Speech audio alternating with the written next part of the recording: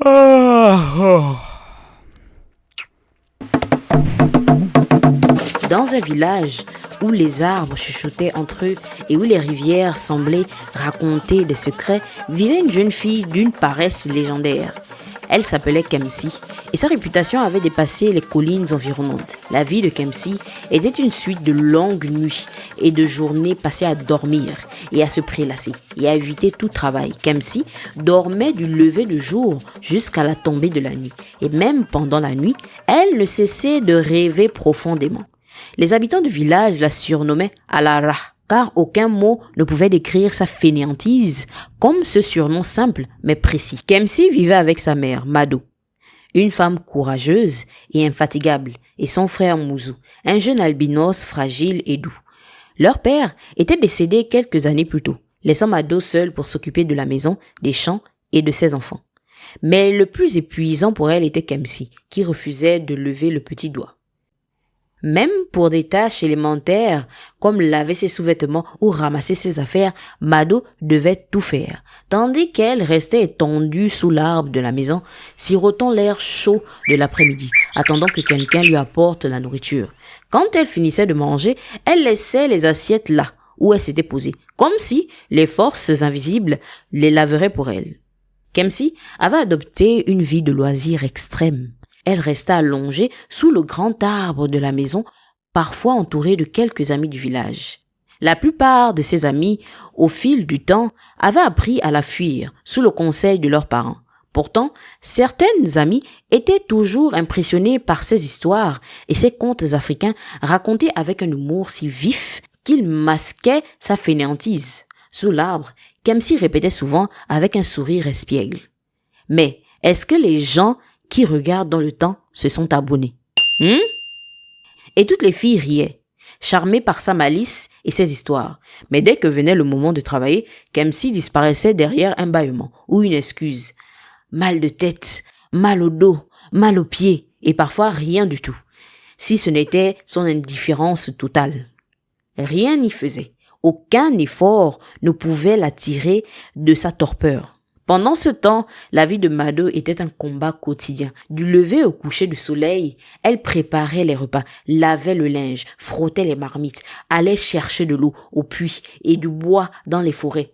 La fatigue lui pesait lourdement sur les épaules, mais elle continuait, sachant que son fils avait besoin de protection et que sa fille ne ferait rien. Chaque tentative d'enseigner à Kemsi l'art des tâches ménagères se soldait par un échec. Dès que Mado commença à parler, Kemsi s'endormait, laissant toutes les instructions se dissiper dans l'air chaud du foyer.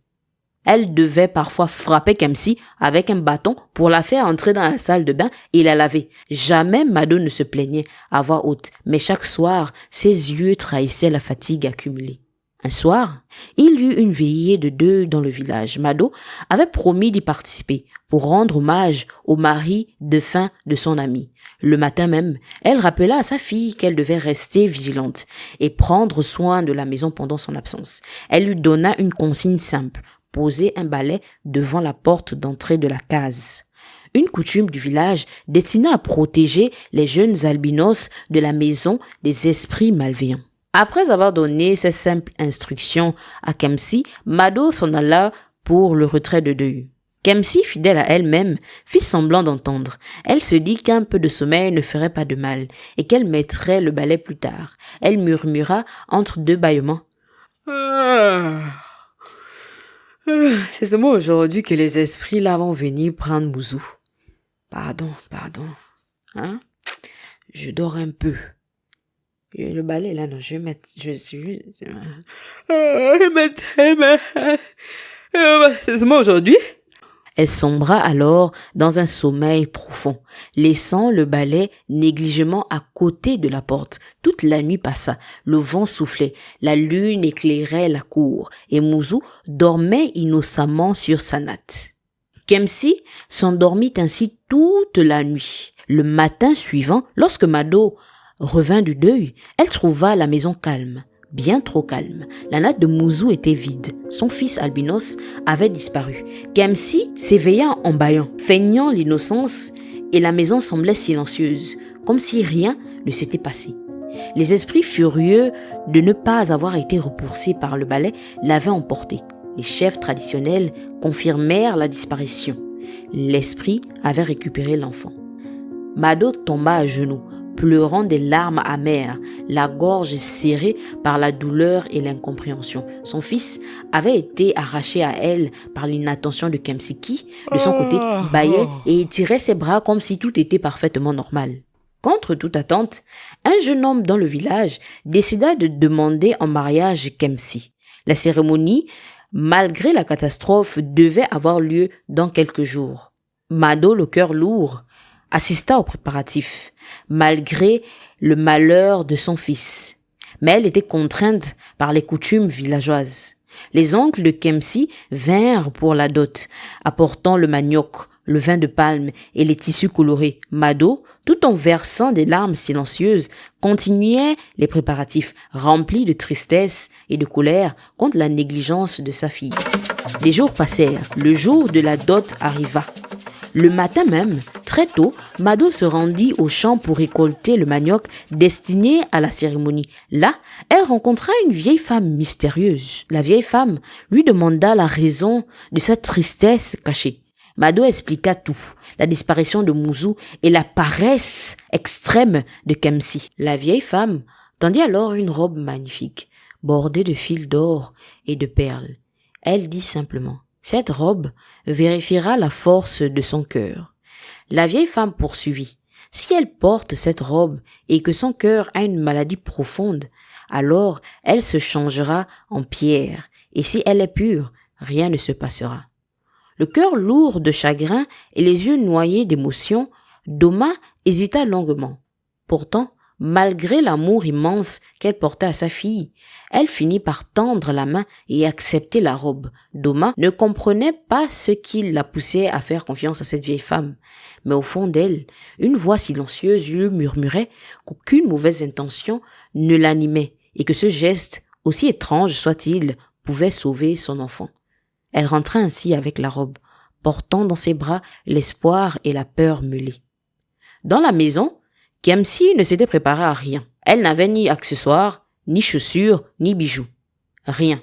Lorsqu'elle vit la robe que sa mère lui apporta, elle cria de joie, pensant que Mado avait oublié tout l'incident.